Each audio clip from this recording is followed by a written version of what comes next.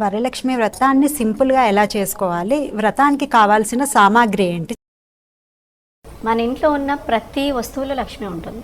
మనలో ఉండే లక్షణాల్లో కూడా లక్ష్మి ఉంటుంది. అంటే మనం చాలా అందంగా కనిపించడం, మనం చక్కగా మాట్లాడడం, మనం నడిచే సౌందర్యం ఇలాంటివన్నిట్లలో లక్ష్మి ఉంటుంది. మనం తింటున్నామంటే లక్ష్మి ఉంది కదా! అయితే ఇంట్లో ఉన్న ధాన్యంలో లక్ష్మి ఉన్నప్పుడు బియ్యం తీసుకుంటాం మనము. అలాగే మన ఇంట్లో ఎవరికైనా జాకెట్ బట్ట ఇలాంటివి ఏవైనా చిన్న చిన్న వస్తువులు మన ఇంట్లో అందరికీ ఉంటాయి. బియ్యం ఉంటే చాలు అక్షింతలు తయారవుతాయి. ఫలాలు, పూలు, పండ్లు ఇవన్నీ తేలేని వాళ్ళు కూడా వరలక్ష్మి వ్రతాన్ని ఆచరించుకోవచ్చు.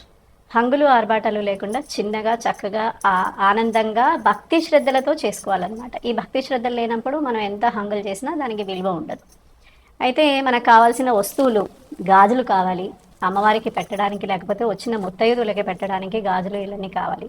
మొట్టమొదలుగా పూజా ద్రవ్యాలు అనేసరికి మనకు కావాల్సిన మంగళకర ద్రవ్యాలు అంటే ఏంటి? పసుపు, కుంకుమ, అక్షింతలు, గంధము, తర్వాత పరచడానికి ఒక పీట.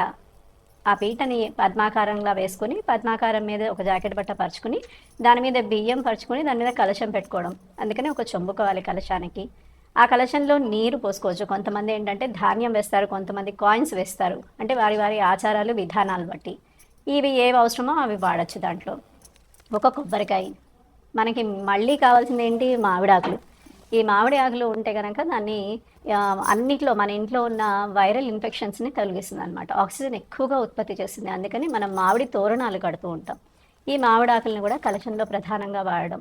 తర్వాత పసుపు, కుంకుమ, తర్వాత ఒక కాయిన్, లేదంటే కొంతమంది కాయిన్ ప్లేస్లో బంగారు రూపు వేస్తూ ఉంటారు కలశంలో. అలా వేసి ఈ రూపు ద్వారా మహాలక్ష్మిని ఆవాహన చేస్తారు కలశంలో. అయితే కలశానికి రూపు ఉండొచ్చు, ఉండకపోవచ్చు. తర్వాత మనకి ఫలాలు కావాలి అమ్మవారికి నివేదన చేయడానికి. నైవేద్యం పెట్టడానికి మన ఇంట్లో ఏమైనా కిస్మిస్లో బాదం పప్పు లేకపోతే ఖర్జూరాలో ఉంటే కూడా సరిపోతుంది. దానితోటైనా పెట్టేయచ్చు. మనం ప్రతిరోజు అన్నం అయితే వండుకుంటాం కదా, అన్నంలో కొంచెం పులగంగా చేసి దాన్ని కూడా నైవేద్యం పెట్టచ్చు. అలాగే పుష్పాలు అర్చనకి కావాలి.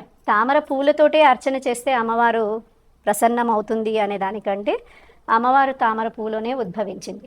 ఆమెకి మనం కొత్తగా తామర పువ్వులు ఇవ్వక్కర్లేదు. మన మనసు అనే తామర పువ్వు ఇస్తే సరిపోతుంది అమ్మాయి అనక.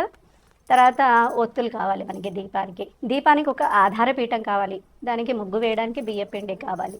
ఇలా ఇవన్నీ ఉంటే గనక మనం నిత్యం చేసే పూజలోనే ఈ పూజ చేసుకోవచ్చు. కానీ వ్రతంగా చేస్తాం కాబట్టి మనం నలుగురితోటి సమిష్టిగా చేసుకునేది సంఘీభావం తెలిపే వ్రతం ఇది. అందుకని అందరినీ పిలిచి ఈ వ్రతాన్ని చేసుకుంటారు అంతే. అందుకని ఈ వ్రతం విశేషమైంది అయిపోయింది. లోక కళ్యాణార్థం చేయడం, మన కుటుంబ కళ్యాణార్థం చేయడం, మనం లక్ష్మీ స్వరూపంగా మారి చేయడం. ఇలా ఈ ఒక వ్రతానికి అనేక రకాల రూపాలన్నమాట.